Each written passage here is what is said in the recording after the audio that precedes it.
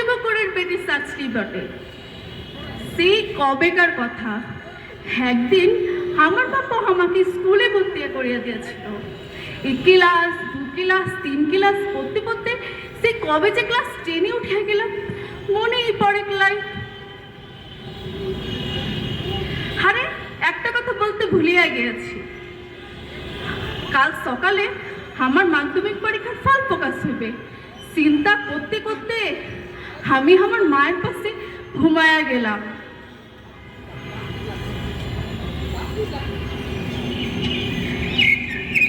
হঠাৎ করে হালগের স্কুলের হেডমাস্টার হাত ডাক করে ছুটে আসিল।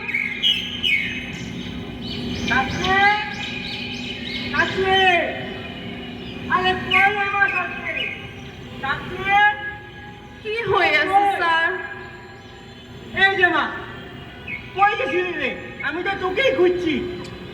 স্যার, এই বিহান বেলা কি হয়েছে? আরে তোর জন্য খুব ভালো একটা খবর আছে রে মা। কি খবর স্যার এই বিহান বেলা?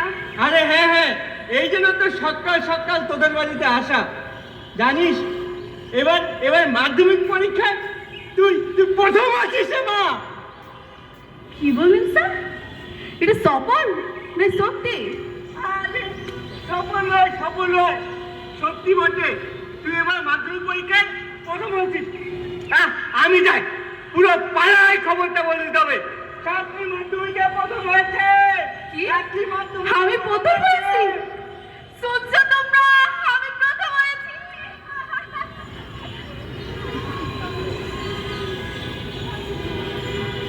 আজ যদি আমার বাবুটা বাঁচিয়া থাকতো, দেখাইতে পারতাম তারা অনেক কিছু। একদিন যে মানুষটা আমার মনের ভিতরে তেজ বা আলোর সন্ধ্যাবাতিটা জ্বালায়া ছিল, সেই আলোর আজ পুরো ঘর আলোকিত। দেখাইতে পারলাম না তারে।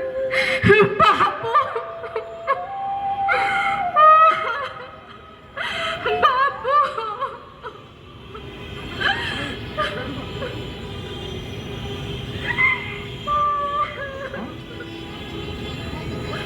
আমাদের পত্রিকায় তোমাকে নিয়ে আমরা কিছু লিখতে চাই।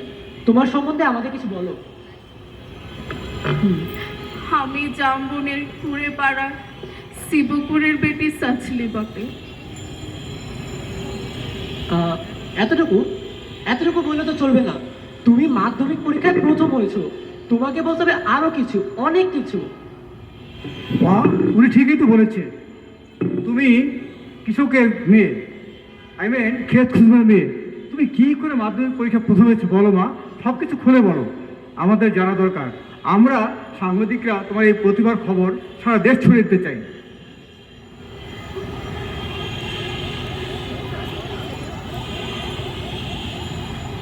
এই যে শাস্তি, আরে তোমাদের মতো মেয়ে আছে বলেই তো আমাদের বাংলাদেশ আছে। আর তোমাদের মতো মেয়েরা যদি উঠে আসবে সমগ্র বাংলাদেশ। আর শুনো, তোমার এই ধারাবাহিকতা অবশ্যই ধরে রাখবে, তুমি আমাদের গর্ব। উঠে আসার রাস্তাটা এখনো তৈরি হয়নি। ওই খাড়া পাহাড়ে উঠা যে কি জিনিস, বহুত দম লাগে, বহুত তেজ লাগে। যেদিন থেকে হুশ হয়ে আছে, একটা কথা শুনে, তুই বেটি নয়, তুই মাটি। ঠাকুমা বলতো,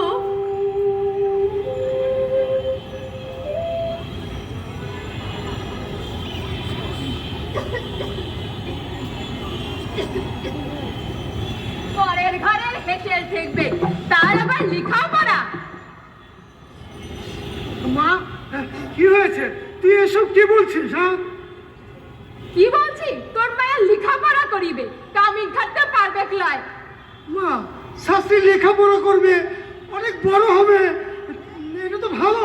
ছাই হইবে সেই মানুষের বাড়ি, কামিনী খাটতে হইবে। থোলা দলের মাইয়াটা লেখাপড়া করতে করতে নষ্ট হয়ে গেল, শিবু, নষ্ট হয়ে গেল।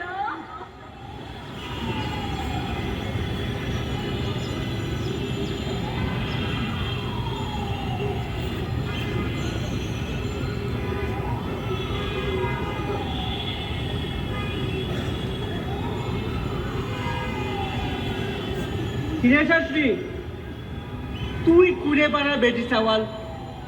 আচ্ছা, তুই ঠিক মতো লেখাপড়া করতে পারবি?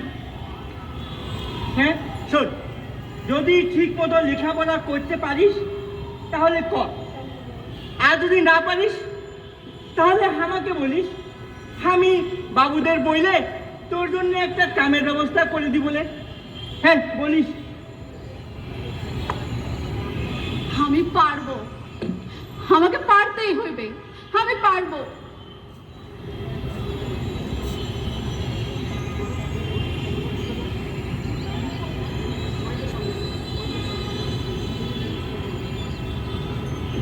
কি রে শাস্ত্রী, স্কুলে যাচ্ছিস বুঝি? তুই তো কুড়ে পড়ার মেয়ে, শিখা কামের সাথে গতি কি? শোন, এটা কাম কাজের ব্যবস্থা করে দিব, আসিস কিন্তু।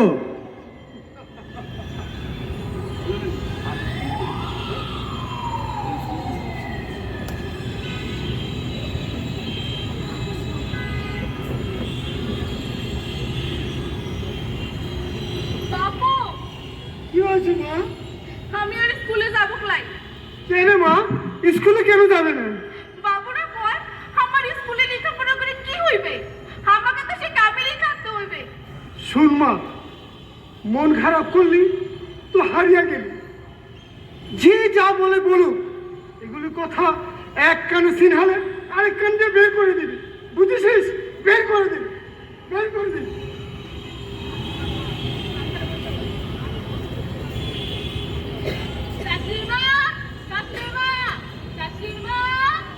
তুমি শুয়ে রইলে কেন? বাবু বাড়িতে কামিং করতে যাবে ক্লাই? সরে গাছে পুইরে যায়, এই গতলিয়ে যায় কি কইরে? তোমার শরীর খারাপ হচ্ছে? শাস্ত্রী মা, শাস্ত্রী মা,